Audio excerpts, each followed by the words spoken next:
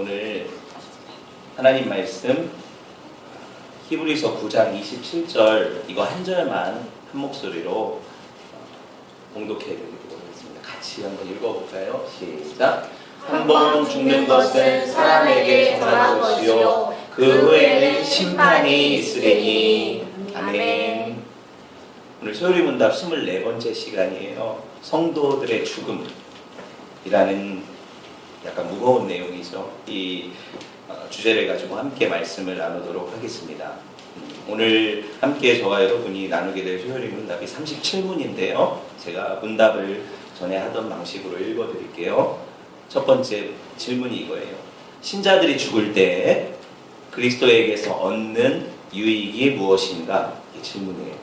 답은 그들이 죽을 때 신자들의 영혼이 온전한 거룩에 이르고 즉시 영광에 진입하며 그리스도와 연합하여 그들의 몸이 부활 때까지 무덤에서 안식하는 것이다. 이게 답이에요. 말이 좀 어렵죠. 네. 죽음에 대한 일반적인 생각들을 제가 잠깐 나누고 이 이야기들을 진행하려고 해요. 세상 사람들은 죽음에 대해서 깊이 생각하기를 싫어하죠. 죽음이 쉬운 문제가 아니잖아요. 모두가 다 죽음에 대해서 꺼려한다는 거예요. 죽음하면 떠오르는 것이 슬픈 것, 비극적인 것, 결코 나에게 와서는 안 되는 것, 경험하고 싶지 않은 것, 내 사랑하는 사람들에게도 와서는 안 되는 것, 그쵸? 이런 식으로 우리가 생각을 하죠. 그런데 대부분의 경우 이렇게 죽음에 대해서 이야기하는 것도 꺼려하는데 죽음이 그렇다고 해서 옵니까? 안 옵니까? 인생에 오게 되어 있는 것이 죽음이에요. 실제로 우리 주변에서 우리 아는 사람들이 죽어가는 것을 보게 되죠. 이거는 피할 수 없는 거라는 거예요.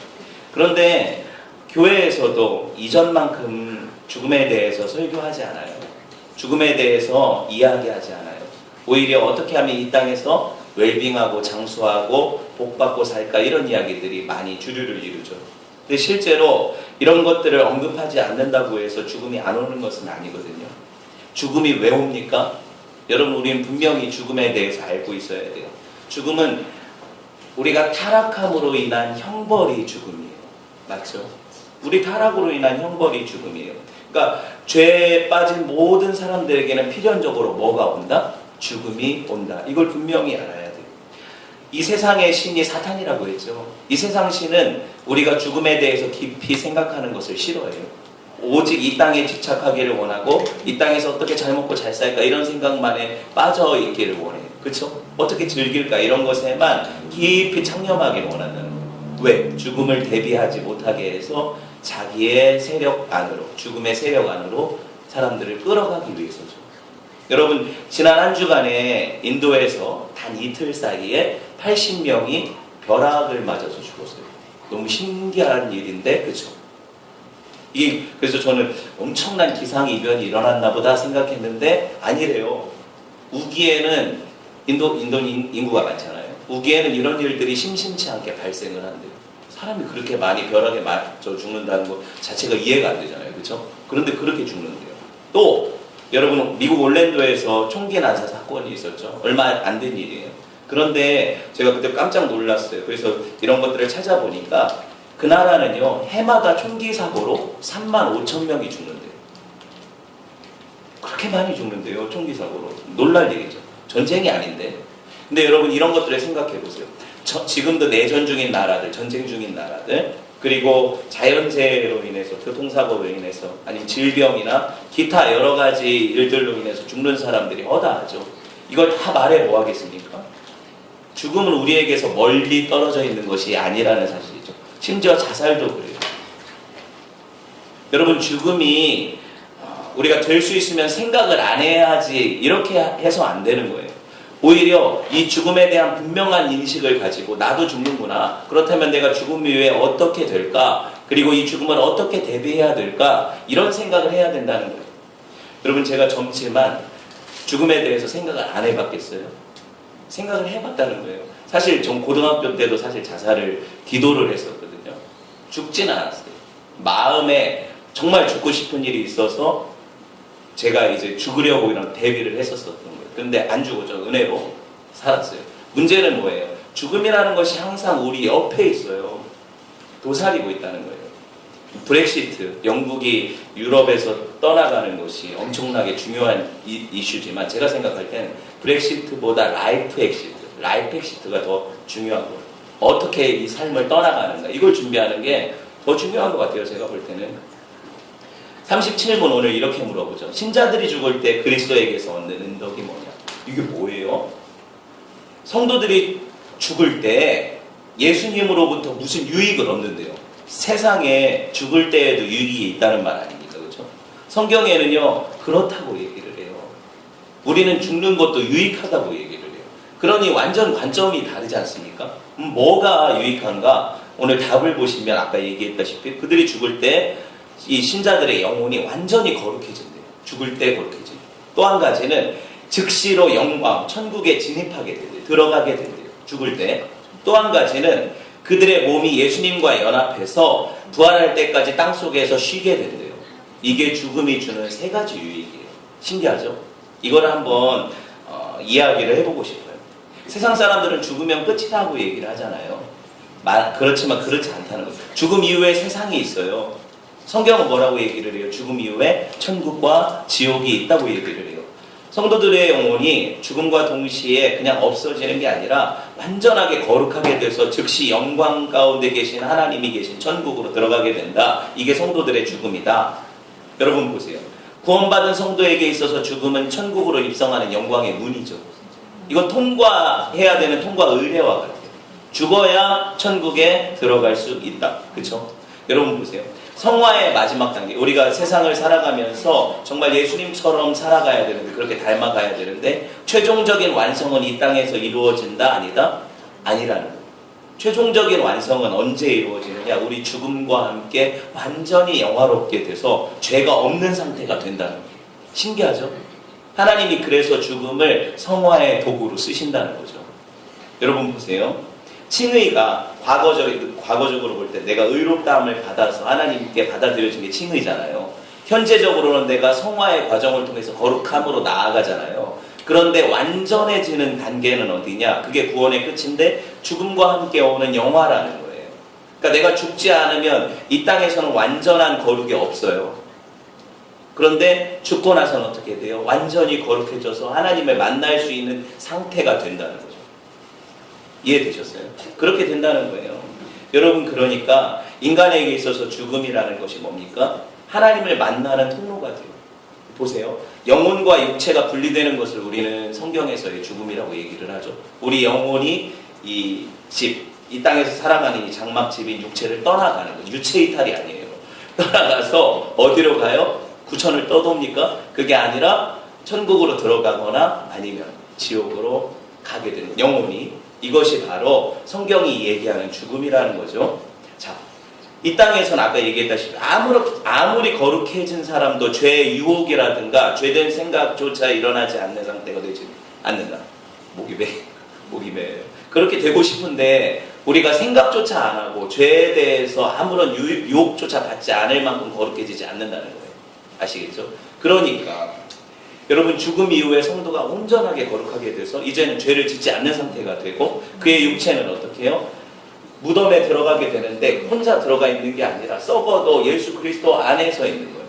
그래서 부활할 때 예수님이 그를 다시 온전히 회복시키신다는 거죠. 이게 육체에 대한 우리의 믿음이죠. 자, 죽음이 찾아온 이유가 어떻습니까?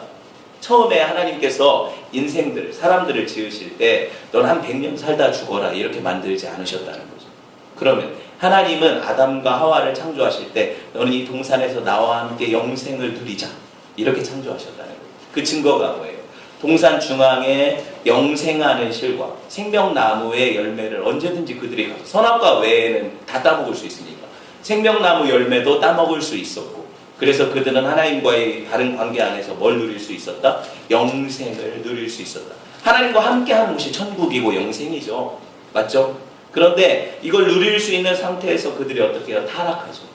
근데 하나님의 법을 어기고 이런 어떤 하나님께서 제정하신 법, 이 실과 금지된 실과 선악과를 먹는 날에는 너희가 정령 죽으리라 말씀하셨는데 그들이 하나님의 법을 무시했고 그걸 따먹었을 때 실제로 그 법이 하나님의 그 심판이 임해서 어떻게 해요? 그들이 죽죠.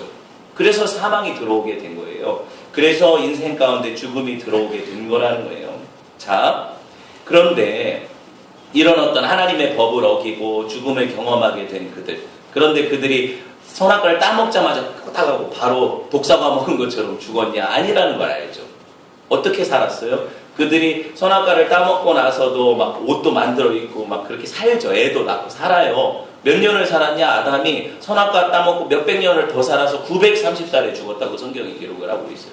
그러면 보세요. 아니 반드시 죽으리라고 말씀하셨는데 안 죽었으니까 먹어도 안 죽네 이렇게 생각할 수 있잖아요. 하나님의 말씀이 어겨졌네 이렇게 생각할 수 있지만 제가 재미있는 얘기를 해드리면 실제로 930살을 살든 2000살을 살든 10,000살을 살든 결국에 끝이 있다는 게 죽음 아닙니까? 영생은 끝이 없다는 거잖아요. 그렇죠? 그럼 죽었다는 거예요. 또 한 가지는 뭐냐면 아담이 제일 먼저 경험하게 된 죽음은 육체의 죽음이 아니었다는 거예요. 뭐예요? 하나님과의 관계가 끊어진 죽음이죠. 영적인 죽음이라고 해요, 이것을.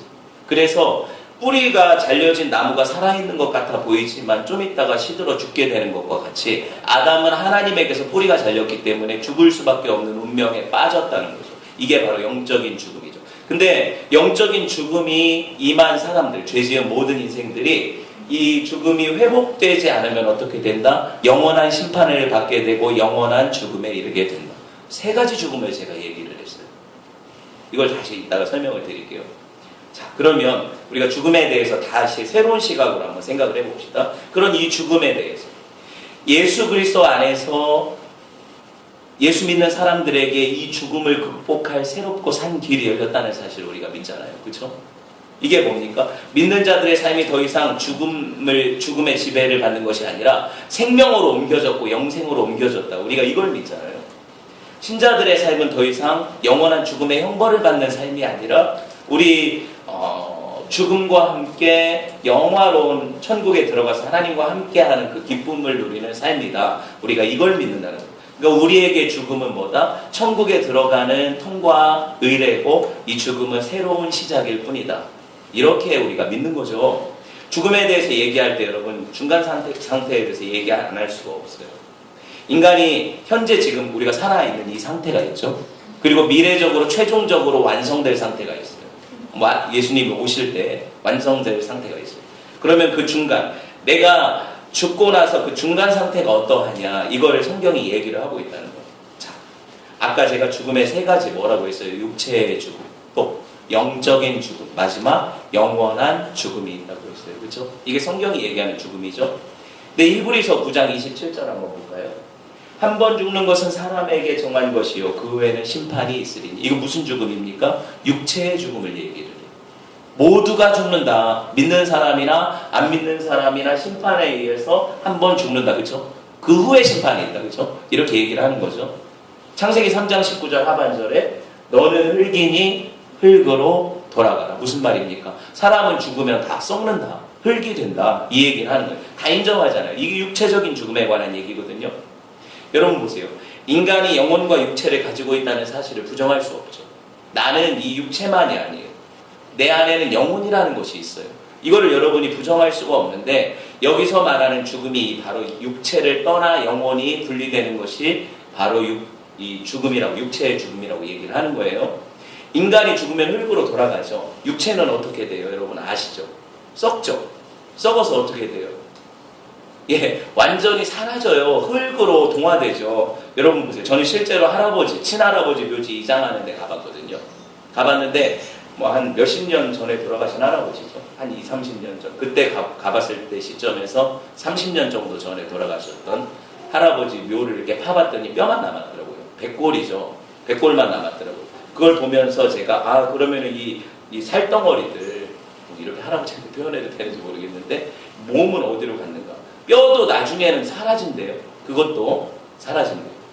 저는 이걸 보면서 이게 믿는 사람이나 안 믿는 사람이나 육체는 다 이렇게 되는구나. 이걸 알게 되잖아요. 이게 진실이잖아요. 그런데 문제는 뭐예요? 죽고 난 다음이 문제라고 성경이 얘기를 하는 거예요. 죽고 난 다음이 문제라고 얘기를 하는 거예요. 믿는 자의 삶에서 죽음이 올 때 이 죽음은 어떤 유익을 가져온다. 오늘 성경이 가르쳐주는 거죠. 그 중에 하나의 유익이 뭐냐? 우리 영혼에 대한 유익이냐. 우리 영혼이 어떻게 된다? 영화롭게 돼서 어디에 간다? 천국에 간다. 또 하나는 육체에 대한 유익이다. 육체는 나중에 예수님과 연합해서 부활할 때까지 땅에서 쉰다. 너무 피곤했으니까 80년 90년 굴렸으니까 육체가 쉰다는 거죠. 이거를 이게 설명을 드리려고 해요. 첫 번째 영혼에 대한 부분. 성도가 죽을 때, 신자가 죽을 때 영혼이 거룩해져서 즉시 영광에 들어가게 되는데, 여러분 이것이 성경의 증언이 나오고 누가복음 23장 43절 같이 읽어볼게요. 시작. 예수께서 이르시되 내가 진실로 네게 이르노니 오늘 네가 나와 함께 낙원에 있으리라 하시니라. 여러분 이게 무슨 얘기예요?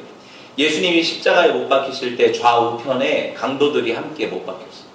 그때 십자가에 달린 예수님 주변에 있던 강도 중에 한 명은 예수님을 막 욕했어요.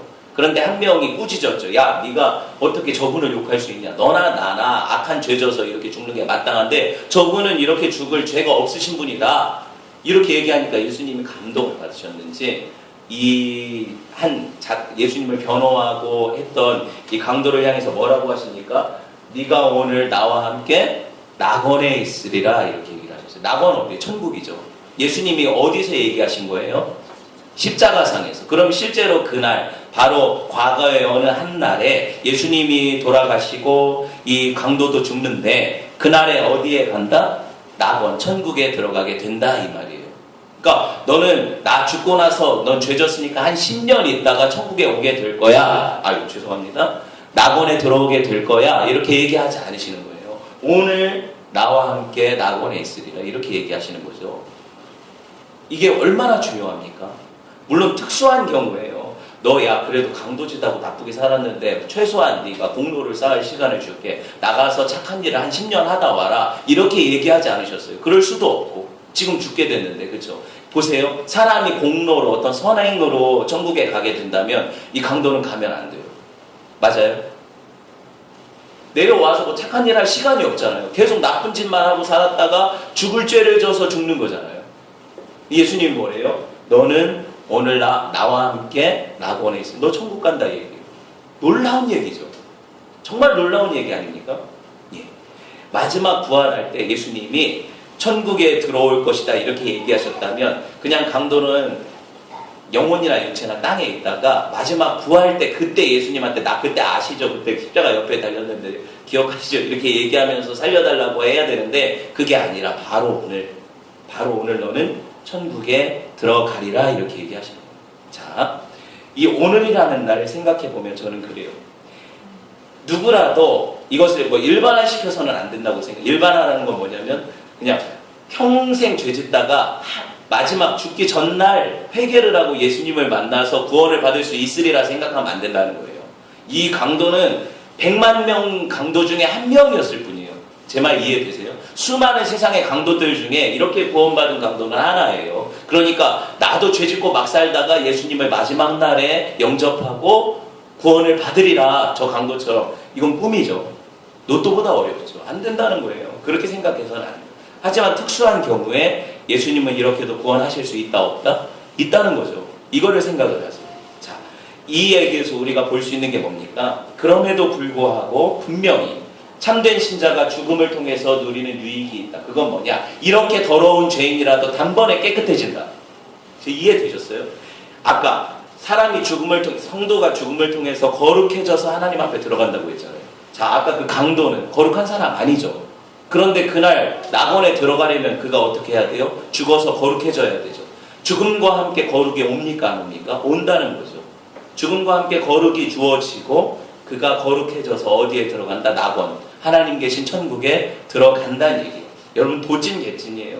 나는 그래도 강도짓은 안 하고 살았지. 우리 안에 탐심이 강도짓 한 거예요.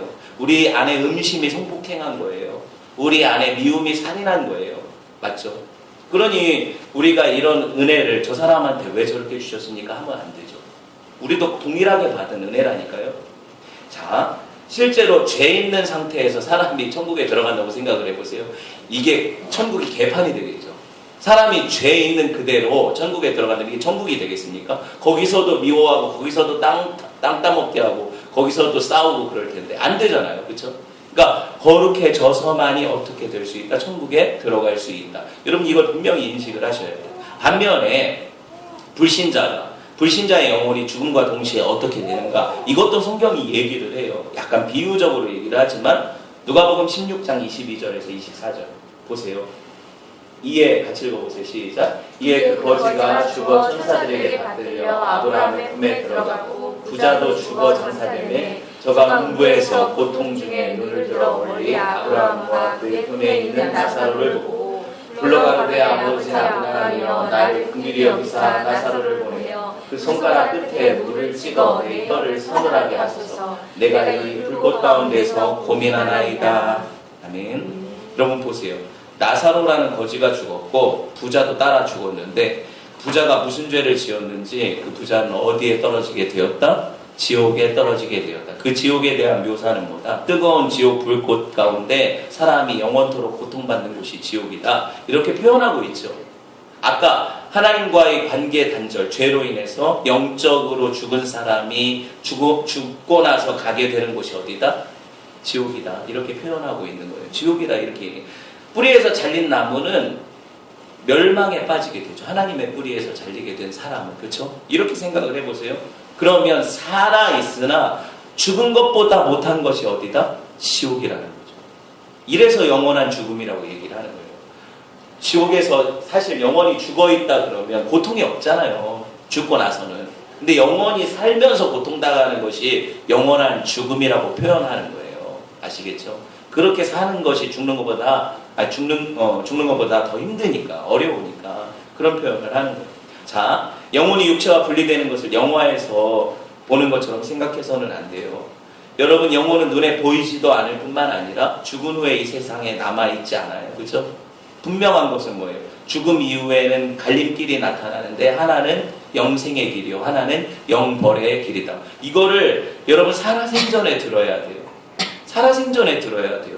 특별히 기독교 내부적으로 교회 안, 예수님 안 믿는 사람들은 그냥 빼놓고 교회 안에서도 이것에 대해서 계속 영혼의 어떤 죽고 나서 바로 천국 가거나 지옥 가는 것에 대해서 불만이 많아요. 그래서 교회 안에서도 이런 반발이 있는데 첫 번째가 영혼 수면설이에요. 자, 들어보세요. 쉬워요. 어렵진 않아요. 영혼이 죽게 되면 잠자는 것 같이 된다는 거예요. 천국 지옥 가는 게 아니고 곧바로 중간 상태가 있는데 그 중간 상태가 뭐냐? 잠을 잔다는 거예요. 영혼이. 의식이 없다는 거예요. 의식이 없는 상태에서 수면 상태로 언제까지? 예수님 재림하시고 부활하셔서 심판하실 때까지 그냥 그렇게 있다는 거예요. 이게 영혼 수면설이라는 거예요. 자, 잠자는 것 같은 사람, 우리가 자는 아이나 잠자는 사람을 보면 어때요? 죽어있는 것 같아요. 무슨 말이에요? 의식적인 활동을 안 하는 것처럼 보여요. 움직임이 없으니까. 그런데 실제로 잠자는 사람이 의식적인 활동을 합니까? 안 합니까? 해요. 꿈꾸잖아요. 의식적인 활동이 뭔지 아시겠죠? 꿈도 꾸고 생각을 한다는 거예요. 꿈속에서 이런 생각 안 합니까? 이건 분명히 꿈이야. 내가 빨리 깨어나야지. 해봤죠? 이해돼요, 제 말이? 의식적인 활동을 해요, 안 해요? 꿈속에서도 해요, 잠자면서도. 여러분 보세요. 실제로 잠자는 것과 죽음 사이에 유사성이 있어요. 우리는 죽은 사람 제가 가까이서 많이 봤거든요. 가만히 보고 있으면 이건 죽은 것 같지 않고 자는 것 같아요. 진짜 비슷해요. 평안하게 그냥 자는 것 같아요. 깨우고 싶어요. 깰 것 같아요. 그런 느낌으로 보여요, 죽은 사람이. 죽은 사람을 저보다 많이 본 사람 없겠죠, 여기. 네. 그렇게 실제로 그렇게 보여요. 죽은 사람이 마치 이 세상의 일에 대해서 반응하지 않는 것처럼 잠자는 사람이 이 세상의 일에서 반응하지 않으니까 그 사람은 마치 잠자는 것이 죽는 것과 같다라고 생각하고 사람들이 이렇게 얘기하는 거예요. 그런데 아니라고요, 제가 말하는 것은. 잠자는 것은 의식적인 활동이 있지만 죽은 것은 의식이 없는 거예요. 그렇게 얘기하면 안 된다는 거예요. 의식이 있다는 거죠. 제 말 이해되셨어요? 의식이 있다는 거예요. 같이 그렇게 얘기하면 안 된다는 거예요. 자, 말을 좀 이상하게 했어요. 자, 죽음 이후에 영혼이 무의식적인 수면 상태에 빠진다. 이거 잘못된 얘기다. 아시겠어요? 영혼 수면설은 성경적이지 않아. 성경이 이런 얘기 하지 않으니까. 자, 두 번째는 영혼 멸절설이라는 게 있어요. 이거 참 재밌어요. 뭐냐면 영혼이 완전히 불신자들의 영혼은 완전히 없어진대요. 소멸되어 버린대요. 존재 자체가 소멸되어 버린대요. 자, 믿는 사람은 천국에 가는 거 맞다. 그런데 죽은 사람의 영혼, 불신자들, 예수님 안 믿고 죽은 사람은 어떻게 되냐? 그 영혼 자체가 완전히 없어져서 소멸된다. 지옥은 없다. 너무 고통스럽지 않냐? 하나님이 사랑의 하나님이신데 지옥에서 그렇게 고통받게 하는 것이 마땅하냐? 하나님 그런 분 아니다.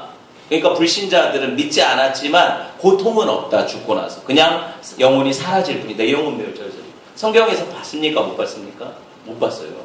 성경에서 얘기하지 않으니까 제가 이거를 이단 사상이라고 얘기를 하는 거예요. 실제로 이걸 주장하는 게 여호와 증인이고요. 이걸 주장하는 게 안식교예요. 영혼이 멸절된다. 그러니까는 전도하기는 편하죠. 왜 편해요? 자 보세요. 부모님이 안 믿고 돌아가신 분이 있을 거 아니에요. 전도하다 보면. 인간적으로 어때? 이렇게 얘기하고 싶죠. 그분들은 안 믿었지만 영혼이 어차피 이렇게 소멸되어서 고통은 없다. 지옥은 안 가셨다.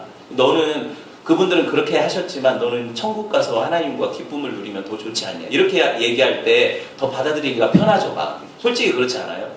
그리고 장례식 같은 데 제가 가보면 실제로 믿지 않고 죽은 사람들 장례식에서 이렇게 설교를 하면 정말 편할 것 같아요. 맞죠? 근데 이건 인본주의 아닙니까? 인본주의라는 건 뭐예요? 사람이 사람을 위로하기 위해서 인간적으로 그렇죠? 지어내고 고안된 얘기라는 거예요.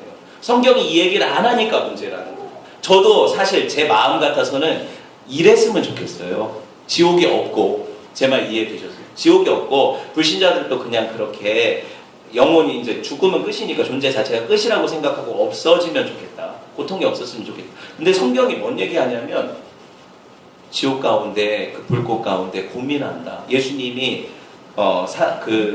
소금으로 불에 이렇게 튀기는 것처럼 고통스럽다. 이렇게 계속 얘기를 해요. 지옥에 대해서 누가 제일 많이 얘기하신지 아세요? 성경에서? 예수님이에요. 뭐 찾아보세요. 지옥에 대해서 제일 많이 얘기한 사람이 예수님이에요. 그러니 우리가 예수님은 사랑이신데 어찌 그러셔? 이렇게 얘기할 수가 없어요. 자, 중요한 건 뭐예요? 우리가 만약에 영혼이 멸절되어진다면 한 가지 이런 생각을 해봐요. 하나님의 법을 안 지키고 세상 살아갈 때 내가 예수님을 안 믿어도 아니면 믿어도 그냥 대충 살아도 어차피 상관없어. 그쵸? 어차피 마음껏 즐기다 죽어도 내 존재가 사라지고 벌도 안 받으니까 괜찮잖아요. 그렇게 사는 게 낫잖아요. 이렇게 얼마든지 자유와 방종을 줄 수 있죠. 그리고 이런 생각은 뭐와 똑같냐면 진짜 불가지론하고 똑같아요. 신이 없다라고 얘기하는 거랑 똑같아요. 그러니까 이거는 정말 잘못된 얘기를 하는 거죠.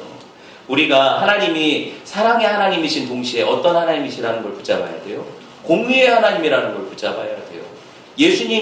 하나님이 공의의 하나님이 아니시라면 예수님이 십자가에 죽으실 이유가 없었어요. 왜? 형벌에 대해서 심판이 누구한테 임한 거예요? 예수님한테 임한 거잖아요. 그러니까 하나님의 공의가 나타난 것이 십자가죠. 물론 사랑도 나타났어요. 예수님이 대신 우리를 위해서 사랑하셔서 죽으셨잖아요. 그러니까 공의와 사랑이 만나는 것이 어디다? 십자가잖아요. 그렇죠? 그러니까 둘 중에 하나를 빼놓으면 기독교가 성립이 안 돼요. 안 되잖아요. 그렇죠? 사랑을 빼놓아도 기독교가 아니고 공의를 빼놓아도 기독교가 아니에요. 이거를 우리가 이해를 하셔야 이 복음에 대해서 온전한 이해를 가져요. 자, 이제 좀 더 생각을 해볼게요. 예수님 자체가 사랑과 공의의 하나님이시라는 거죠. 연옥설은 제가 몇 번 설명을 했기 때문에 좀 간단하게만 넘어갈게요. 가톨릭에서는 이렇게 믿어요. 천주교는 이렇게 믿어요. 사람이 죽고 나서 중간지대인 연옥이라는 데 간다. 전에 설명했죠. 연옥이라는 데 가서 어떻게 된다? 거기서 천국 갈지 지옥 갈지 아직 보류된 상태에서 결정을 기다린다. 여기 남아있는 사람들이 계속 기도하고 보속하고 헌금하고 그 사람을 위한 공로를 쌓으면 어떻게 된다? 그 영혼이 내가 사랑하는 그 누군가의 영혼이 연옥에서 어디로 간다? 천국으로 들어간다. 많은 공로를 쌓으면 바로 즉각, 큰 헌금을 하면 바로 즉각 천국 간다. 이게 중세 면죄부 판매가 가능하게 된 요인이잖아요. 그렇죠? 이해되셨죠? 그리고 보세요. 그 연옥이라는 곳에서 제대로 이렇게 뭐라고 해야 될까? 그를 위한 중보라든가 그를 위한 어떤 헌금이라든가 이게 안 되고 가난하면 어떻게 돼요? 그 사람 어디로 떨어지겠어요? 지옥으로 떨어진다. 끔찍한 얘기죠. 그렇죠? 이게 말이 됩니까? 근데 이 이야기를 그들이 이야기를 한다는 거예요. 자, 상상력이죠. 누가복음 16장 26절에서 31절 보세요. 아까 거지와 부자의 비유에서 뒷부분이거든요. 이건 읽어보셔야 될 것 같아요. 제가 읽어볼게요. 이뿐 아니라 너희와 우리 사이에 큰 구렁이 끼어 있어. 여기서 너희에게 건너가고자 하되 할 수 없고. 자, 천국과 지옥은 건너갈 수 있다 없다? 없다는 얘기죠. 너희도 우리에게로 건너올 수가 없게 하였느니라. 가로되 그러면 구하오니 아버지여 나사로를 내 아버지의 집에 보내주소서. 내 형제 5이 있어. 저희에게 증거하여 여기 고통받는 곳에 오지 않게 하소서. 아브라함이 가로되 저희에게 모세와 선지자들이 있으니 그들에게 들을지니라. 가로되 그렇지 아니하니이다 아버지. 아브라함이여 만일 죽은 자에게서 저희에게 가는 자가 있으면 회개하리이다. 가로되 모세와 선지자들에게 듣지 않으면 비록 죽은 자 가운데 살아나는 자가 있을지라도 권함을 받지 아니하리라 하였다 하십니다. 아멘. 이 무슨 말이에요? 천국과 지옥은 한번 정해지면 어떻게 된다? 다시 물릴 수 없다. 다시 천국에서 지옥으로 올 수도 없고 지옥에서 천국으로 갈 수도 없다. 이건 살아생전에 결정된다. 죽음 이후에 결정되지 않는다. 또 한 가지는 뭐예요? 살아있을 때 회개하고 예수님을 믿게 하기 위해서 보내신 저와 같은 목사들, 선지자들, 하나님의 말씀을 증거하는 종들이 있다. 죽은 사람이 살아나서 야, 너 이 지옥 오면 안 돼. 여기 너무 고통스러운 곳이야. 천국 가야 돼. 이런다고 해서 믿을 것 같냐? 지금까지 수많은 전도자들이 이 복음을 전했는데 안 믿는 사람들, 그 사람들은 죽음 가운데 어떤 사람이 살아나도 안 믿는다. 실제로 나사로가 무덤 가운데 부활했을 때 믿는 사람이 있고 믿지 않는 사람이 있었잖아요. 실제잖아요. 그렇죠? 바울이 유두고를 살렸을 때, 떨어져서 죽은 유두고를 살렸을 때 어떤 사람들은 하나님께 영광을 돌렸지만 어떤 사람들은 그런 기적을 보고도 믿지 않아요. 베드로가 누구예요? 그 도르가를 살렸을 때도 마찬가지죠. 실제로 죽음에서 살아온 사람이 있지만 그로 인해서 모든 사람이 구원을 받는 게 아니거든요. 여러분, 이게 정말 중요해요. 하나님께서 정하신 길이 있어요. 법이 있어요. 우리가 이거를 무시하고 자꾸 어떤 신비적인 것들을 추구하는 게 문제예요. 자, 넘어가서 믿는 자의, 아까 영혼에 대한 부분 제가 계속 얘기했으니까, 그러면 육체는 어떻게 되는가? 이거 좀 짧게 얘기를 할게요. 육체는 부활할 때까지 무덤에서 쉰다고 했어요. 우리가 지금까지 육체를 중요하게 여기지 않는 어떤 그 이원론 사상이 많이 있어요. 만연해 있어요, 교회 안에도. 근데 육체가 중요합니까? 안 합니까? 중요해요. 왜? 하나님 육체가 안 중요하셨다면 창조하지 않으셨을 거예요. 제 말을 이해를 하셔야 돼요. 영혼도 중요하다. 근데 뭐도 중요하다? 육체도 중요하다. 육체도 함부로 쓰면 안 되잖아요. 그래서 육체와 영혼은 긴밀하게 연결되어 있어서 나는 육체가 죄졌지 영혼이 죄짓지 않아. 이런 얘기 하면 안 돼요. 육체와 영혼은 분리될 수 없는 거거든요. 그런데 죽음을 통해 분리되거든요. 근데 육체도 귀한 거예요. 예수님이 우리의 구원자로 오셨다 할 때 내 영혼의 구세주만 되냐? 아니에요. 내 육체의 구원자도 되세요. 왜? 예수님이 어떻게 확증하세요? 자기 부활의 육체를 통해서 확증하시죠. 부활의 몸을 입으시고 보이시면서 너희도 나와 같이 된다고 얘기를 하시는 거예요. 이 육체도 중요하다. 그럼 목사님, 육체가 중요한데 왜 육체는 썩습니까? 영혼은 천국 바로 정해져서 천국 가거나 지옥 가는데 육체는 왜 죽어서 무덤에 갑니까? 이 얘기에 대해서 궁금해할 거 아니에요. 그리고 육체적으로 장애를 가져서 태어난 사람들이 있지 않습니까? 그 사람들은 죽어도 그렇게 부활합니까? 이런 질문들을 할 수 있겠죠. 또 막 여러 가지 생각들을 해보세요. 뭐 폭탄에 파편에 맞아서 막 다 터진 시체들, 물에 빠져서 익사한 시체들, 뭐 화장을 해서 가루조차 안 남게 뭐 찾을 수 없는 이런 시체들, 요 어떻게 몸이 부활합니까? 이해할 수 없습니다. 여러분, 이거를 바울이 어떻게 설명을 했냐면, 니네가 그 씨앗을 심어봤냐? 씨앗은 죽지 않냐? 죽은 씨앗을 심었을 때 그 씨앗의 모양이 나무 모양은 아니지 않느냐? 우리가 어떤 것을 심을 때 사과 씨를 심는다고 생각을 해보세요. 이게 나무 모양이에요. 이 씨앗이 사과와 비슷해요? 안 비슷하죠. 그런데 이게 심었는데 이 씨는 뭐예요? 죽은 씨가 새싹이 나죠. 안 죽으면 그냥 썩는 거고, 죽으면 그 죽음 가운데에서 새싹이 나서 뭐예요? 나무가 되고 열매 맺는 사과의 단계가 되죠. 이거를 부활을 설명할 때 바울이 쓴 논증인데, 네가 죽으면 네 육체가 새롭게 태어난다. 그래서 네가 상상하지 못한, 지금 현재 이 씨와 나무 모양이 다른 것처럼 네가 상상하지 못하는 몸으로 태어난다. 이게 부활이다. 이렇게 설명을 하고 있어요. 우리가 이해가 부족하니까. 어떻게 된다는 거예요? 우리가 장애를 가졌었던 살아생전에, 아니면 육체가 어떤 문제가 있어요. 제가 부활은 다음 주에 좀 더 깊이 설명을 할 텐데, 어느 정도 생각을 해보면 육체가 다시 영광의 몸을 입어서 내 영혼과 결합될 날을 기다려요. 그게 언제예요? 예수님 재림의 날. 그게 완성된 구원이죠. 그러면 그 안에는 뭐 하냐? 내 육체가 잠을 자는 거예요. 아까 잠자는 것을 제가 그 얘기를 했잖아요. 그렇죠? 육체가 잠을 자는 거예요. 육체가 쉬는 거예요. 그러다가 나중에 주님의 호령 나팔 소리와 함께 부활해서 영혼과 결합하고 영원토록 천국에서, 그렇죠? 완전한 구원을 누리는 거죠. 그럼 지금 현재 영혼은 천국에 가 있고 죽은 사람의 육체는 땅에 묻혀 있다. 이렇게만 이해를 하시면 된다는 거죠. 영혼은 선하고 육체는 악하다. 잘못된 생각이다. 육체, 영혼 다 귀하다. 하나님이 이것을 다 구속하실 것이다. 구원하실 것이다. 이걸 믿기를 바래요. 요한복음 5장 28절 보세요. 이게 그냥 하는 소리가 아니잖아요. 무덤 속에 있는 자가 다 그 음성을 들을 때, 예수님의 음성, 선한 일을 행할 자는 생명의 부활로 나오고 악한 일을 행할 자는 심판의 부활로, 이때 육체가 나타나는 거예요. 그래서 심판대 앞에 서는데 선한 일을 행한 사람은 영생의 부활을 주시고 육체를, 그리고 악한 일을 행한 자는 심판을 받는 부활로 부르신다. 그래서 그때까지는 어디에 있다? 무덤에 머물러 있다. 수천 년에 죽은 미이라나 지금 현대에 죽은 사람이나 육체는 다 무덤에 있다가 부활하게 된다. 이렇게 여러분 이해를 하시면 되고요. 이게 성경이 얘기하는 거니까 바울은요 늘 이렇게 얘기를 했어요. 나는 지금이라도 이 육체를 떠나서 하나님께 가고 싶다. 그게 내 소원이다. 세상에 이런 사람이 없겠어. 나는 여기가 조사원이잖아요. 그런데 조금만 늦춰주십시오. 내가 벽에 똥칠할 때까지만 늦춰주십시오. 이러는데 바울은 뭐예요? 지금이라도 부르신다면 가고 싶다. 근데 내가 여기 남는 것이 이 교인들, 너네들한테 유익하니까 내가 남는 거다. 내 마음은 진짜 하나님께 가고 싶다. 천국을 아는 사람이죠. 왜 아느냐? 여러분 보세요. 진짜로 거기 좋은 곳이라는 것을 아는데 안 가고 싶은 게 이상하죠. 거기 진짜 좋은 곳인데 내가 이상한 데 놀러 가요. 내가 호텔이 있고 가서 그냥 요새 캠핑이 너무 좋으니까 운막이 있는데 이 둘 중에 어디 가서 묵을래요 하면은 내가 운막으로 가면 이상한 거잖아요. 호텔로 가고 싶어 하는 게 맞잖아요. 이게 사실이잖아요. 천국이 이렇다는 거죠. 훨씬 좋은 곳인데 우린 여기가 좋대요. 그러니까 우리는 아직 믿음이 자라지 못한 거죠. 믿음이 안 자란 거죠. 그래서 이 영광의 문을 통과하면 어떻게 된다? 영원한 천국이 우리를 기다리고 있다는 사실을 우리가 믿어야 된다. 로마서 8장 23절 봅시다.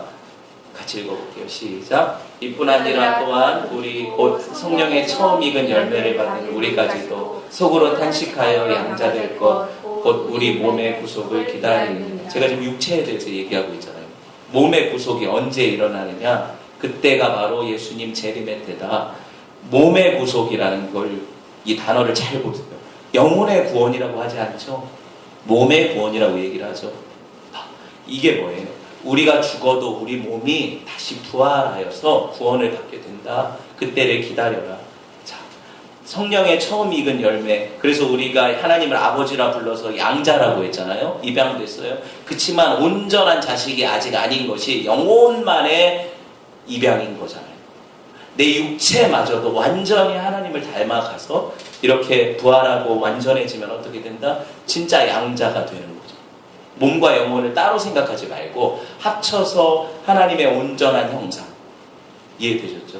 이렇게 되는 것이 진짜로 완전한 구원이다. 이렇게 이해를 하시면 돼요. 자, 죽음과 살아있는 신자와의 관계 제가 잠깐만 얘기를 드릴게요. 죽음은요, 누구에게나 오는 것인데 신자들에게, 성도들에게 이 죽음은 온전한 능력을 행사하지 못해요. 왜? 실제로 죽음이 그 쏘는 것을 상실했다고 성경이 얘기를 하거든요. 바울이 그러잖아요. 죽음아, 네 쏘는 것이 어디 있느냐? 넌 아무리 나를 쏴도 나는 예수 그리스도 안에서 생명의 자유를 누린다. 공격해봐라. 다만 그렇다 할지라도 여전히 죽음은 우리에게 원수죠. 그래서 이 죽음은 어떻게 해야 돼요? 결코 자연스럽지 않기 때문에 멸망받을 것이 죽음이에요. 죽음이 사라져야 돼요. 언제 사라지느냐? 고린도전서 15장 26절 같이 봅시다. 시작. 맨 나중에 멸망받을 원수는 죽음이니라. 사망이니라. 그렇죠?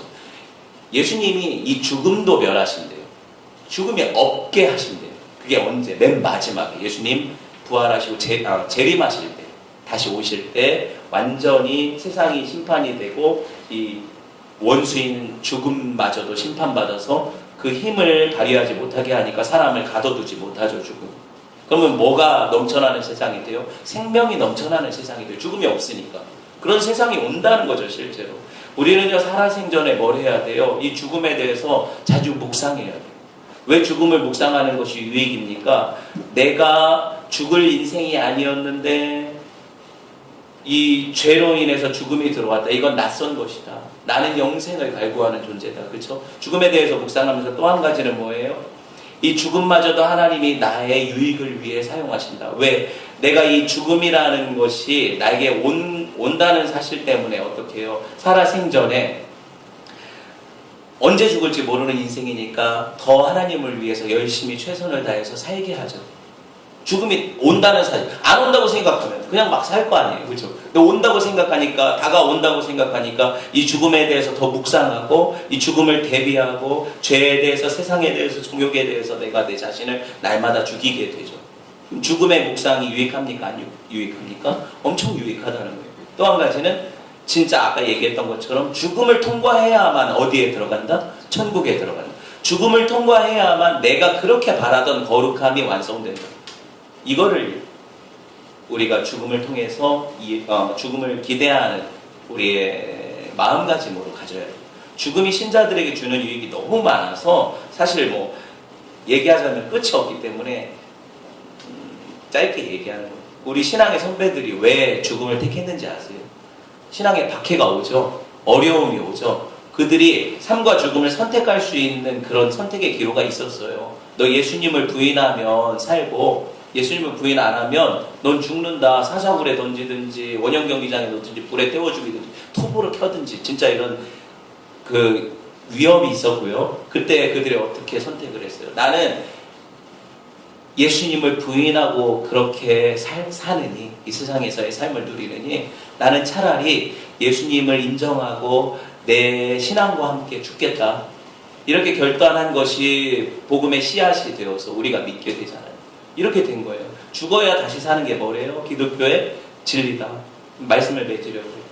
죽음은 이러한 방법으로 우리에게 유익을 줘요. 우리가 진짜 이걸 기억해야 돼요.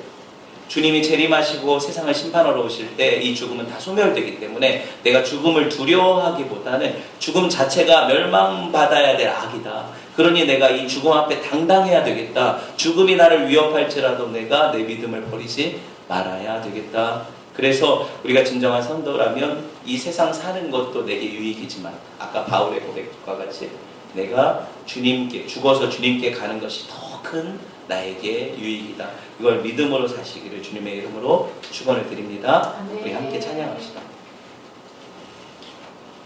예. 기도하고 찬양.